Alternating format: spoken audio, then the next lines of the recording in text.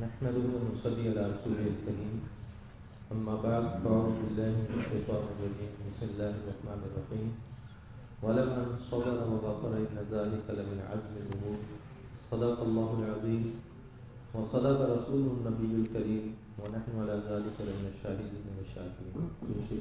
اللهم صل على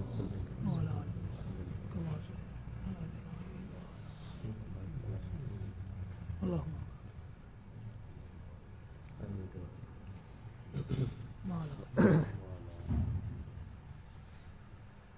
صبر و تحمل سے متعلق بات چل رہی تھی.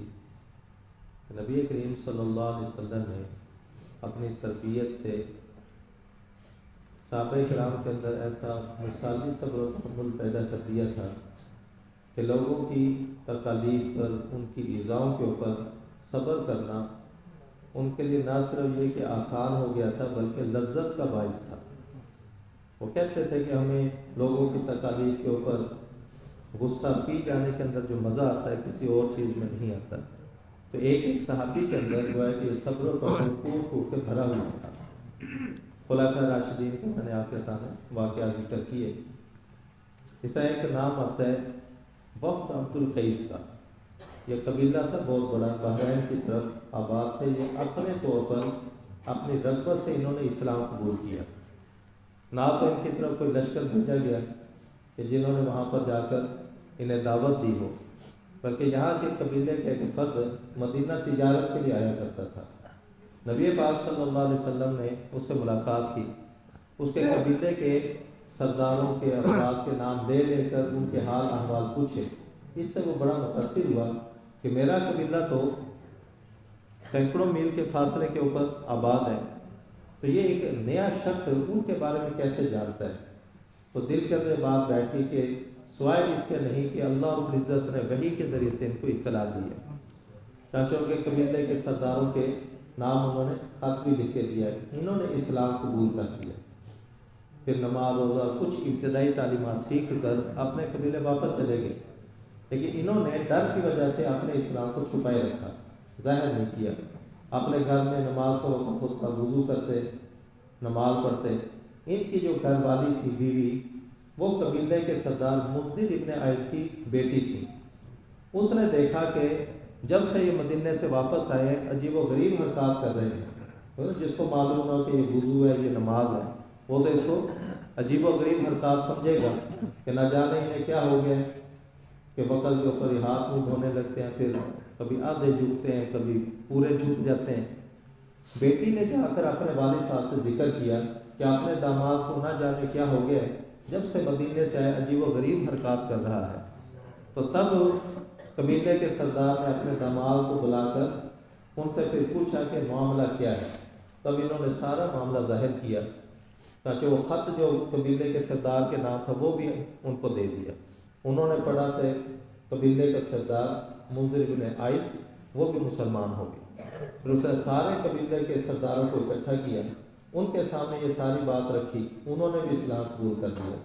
نتیجتاً پورا قبیلہ عبد القیس کا اپنے طور پر اپنی رغبت سے انہوں نے اسلام کو قبول کیا.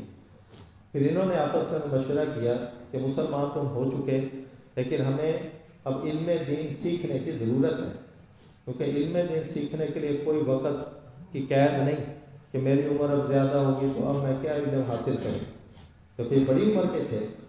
تو انہوں نے پھر ایک وفد تیار کیا کہ آپ علیہ الصلوۃ والسلام کی خدمت میں جائیں گے. آپ علیہ الصلوۃ والسلام سے علم دین حاصل کر کے آ کر پھر اپنے سارے قبیلے کو بتلائیں گے. تو یہ ایک وفد تیار ہوا جن کی سربراہی منذر ابن عیس رضی اللہ تعالیٰ عنہ کر رہے تھے. جب یہ وفد مدینہ پہنچا، حالانکہ کہ آپ علیہ الصلوۃ والسلام کی زیارت کا ذوق و شوق اور آپ علیہ الصلوۃ والسلام کی فتح عقیدت اور محبت کا جذبہ یہ ایک ایسا تھا کہ جیسے یہ مسجد نبوی کے قریب پہنچے تو سارے قبیلے کے افراد اپنی سواریوں سے اتر کر دوڑتے ہوئے مسجد نبوی کی طرف گئے. آپ علیہ الصلوۃ والسلام مسجد نبوی میں تشریف فرما تھے تو ملاقات کرنے لگے.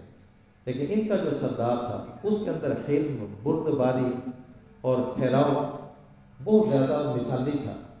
تو انہوں نے ایسی کوئی جلدی نہیں مچائی. اب دیکھیں نا، ساتھیوں سے غلطی ہوئی کہ سواریاں بھی چھوڑ کر چلے گئے، لیکن قبیلے کا سردار ہے، وہ ایک ایک کی سواری کو پیچھے باندھ رہے ہیں، ان کے سامان کو انہوں نے سمیٹا، پھر انہوں نے لمبا سفر کر کے آئے تھے، کپڑے میلے کے چلے تھے، انہوں نے اپنے نئے خوبصورت کپڑے پہنے، پھر چل کے سکون اور وقار سے تب آپ علیہ الصلوۃ والسلام کی خدمت میں حاضر ہوئے، پھر آپ علیہ الصلوۃ والسلام سے ملاقات کی۔ نبی پاک صلی اللہ علیہ وسلم نے ان کو اپنے ساتھ بٹھایا، پھر بٹھا کر پھر ان کی اسی خصلت کی سب کے سامنے تعریف فرمائی۔ میں کہ ان فیک لخصلتین یحبہم اللہ الحلم والانات، کیا منذر آپ کے اندر دو خصلتیں ایسی ہیں جن سے اللہ آپ کو محبوب رکھتے ہیں، یعنی جن دو خصلتوں کو اللہ بہت پسند کرتے ہیں، ایک حلم اور بردباری، اور دوسرا یہ آپ کی طبیعت میں سکون اور ٹھہراؤ، کہ دیکھو آپ نے جلد بازی نہیں کی، بلکہ سکون کے ساتھ سارے کاموں کو سر انجام دیا، اور ساتھیوں کی جو غفلت تھی اس پر بھی ان کو معذور سمجھا، ورنہ سردار اور اس طرح سے پھر ساتھی چھوڑ کے جو بھاگ گئے، ان کے سامان سمیٹ رہا ہو تو غصہ تو آتا ہے، لیکن انہوں نے اس کے اوپر بھی بردباری کا مظاہرہ کیا، کہ یہ دو خصلتیں سکون اور ٹھہراؤ اور حلم اور بردباری آپ کے اندر ایسی ہے کہ اللہ تعالیٰ بھی اس کی وجہ سے آپ سے محبت کرتے ہیں۔ تو اس سے معلوم ہو کہ یہ حلم بردباری یہ قابل تعریف صفت ہے۔ اس طرح حضرت ابن عباس رضی اللہ تعالیٰ عنہ جو خود اس حدیث کے راوی ہیں، انہوں نے یہ واقعہ نقل کیا ہے وفد القیس والا۔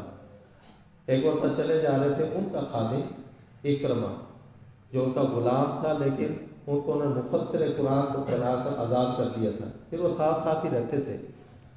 تو ایک آدمی رستے میں ملا اور ابن عباس رضی اللہ تعالیٰ کو برا بھلا کہنے لگا۔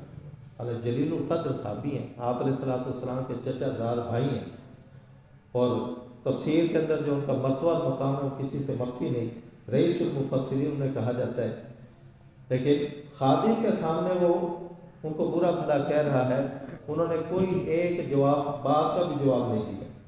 جب وہ اپنی باتیں کہہ چکا تو انہوں نے اپنے خادم اکرمہ سے کہا کہ اگر ہم سے اس کی کوئی مدد ہو سکے، اس کا کوئی کام ہو سکے تو وہ ضرور کر دینا۔ بھائی اتنی بات کہنی تھی کہ اس بیچارے کا شرم سے سر جھک گیا اور اس نے پھر معافی طلب کی۔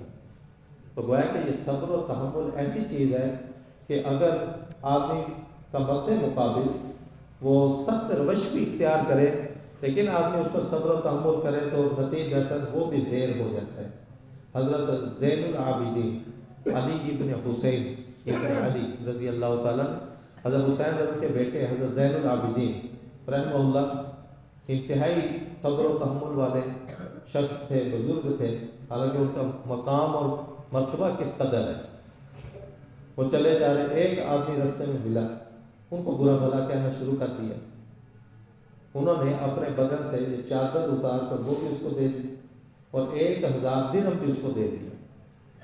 اب جب یہ برتاؤ اور معاملہ دیکھا تو نتیجتاً اس کا سر شرم سے جھک گیا اور آئندہ کے لیے ان کو برا بھلا کہنے ہو جائے ہمیشہ کے لیے ان کی تعریف کرنے والا بن گیا۔ حضرت احنف ابن قیس رضی اللہ تعالیٰ عنہ صحابی رسول انتہائی بردبار تھے۔ ان سے کسی نے پوچھا کہ آپ نے بردباری کس سے سیکھی؟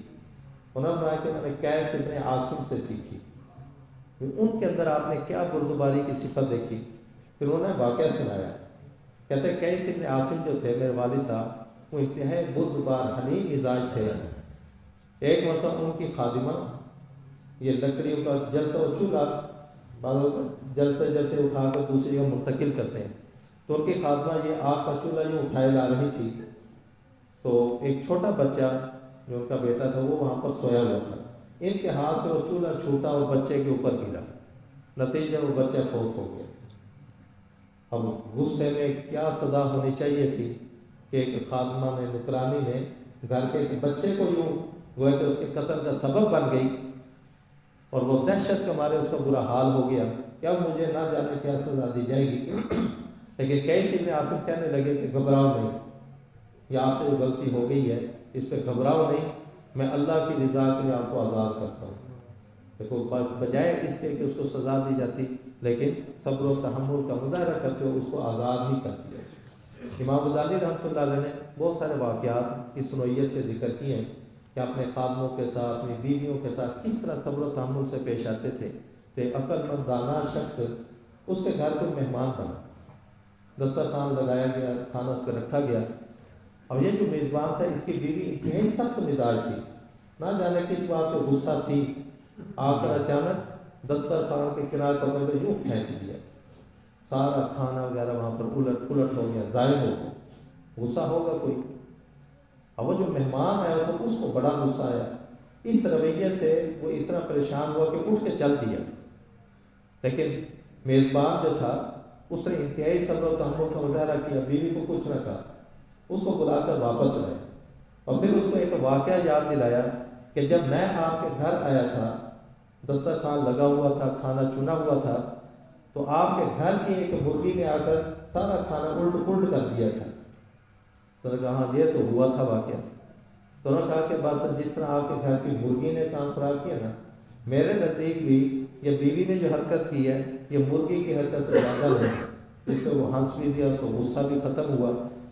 मतलब ये था कि जिस तरह अगर कोई बेजुबान जानवर मुर्गी आकर खाना खराब कर दे तो आदमी को गुस्सा नहीं आता, और ये तो मुर्गी को डांग मार के आदमी मार दे और ये समझता है कि ये नादान मुर्गी है। फरमाया कि मेरे नज़दीक मेरी बीवी की इस हरकत की वजह से यही है जिस तरह एक नादान मुर्गी ने हरकत की, इसने भी हरकत कर दी। मैं इसके ऊपर क्या करता हूँ, सब्र करता हूँ। एक बुजुर्ग बाहर देखा गया, ये तोहफे दुल्हन एक किताब है बड़ी, तोहफे दुल्हन भी है, एक तोहफे दुल्हन भी है। ये नए शादीशुदा हों चाहे पुराने भी उन्हें पढ़नी चाहिए। इसके अंदर मियाँ बीवी के ताल्लुकात, इनके घर के अंदर रहन सहन के मामलात किस तरह होने चाहिए, तर्ज गुदोबार, ये बड़े अच्छे पैराए के अंदर उन्होंने जमा किया है। वाक़या लिखा है कि वो बाहर देखा कि जंगल में शेर के ऊपर सवारी कर रहे हैं। अब किसी ने पूछा कि ये शेर पर सवारी, ये आपको ये मरतबा कैसे मिल गया कि शेर भी आपका ताबे है? वो कहने लगे कि मेरी बीवी इंतहाई बदमिजाज है, बदखुलुक है, मैं उसकी बदखुल्की और बदमिजाजी के ऊपर सब्र करता हूँ, उसके नतीजे में अल्लाह ने मुझे ये सिला दिया है कि इस शेर को मेरा ताबे बना दिया। गर्जे कि एक जगह अगर आदमी सब्र करेगा उसका अजर और सब्र दूसरी जगह पर ज़रूर ज़ाहिर हो के रहेगा। इसलिए इस सब्र और तहम्मुल की सिफत को अपने अंदर अपनाने की भरपूर कोशिश करनी चाहिए। लोगों की तकालीफ के ऊपर आदमी सब्र करे तो इसका ज़रूर अजर और सिला अल्लाह अता करते हैं। अल्लाह ताला से दुआ है कि हमें अमल की तौफीक अता फरमाए। आमीन।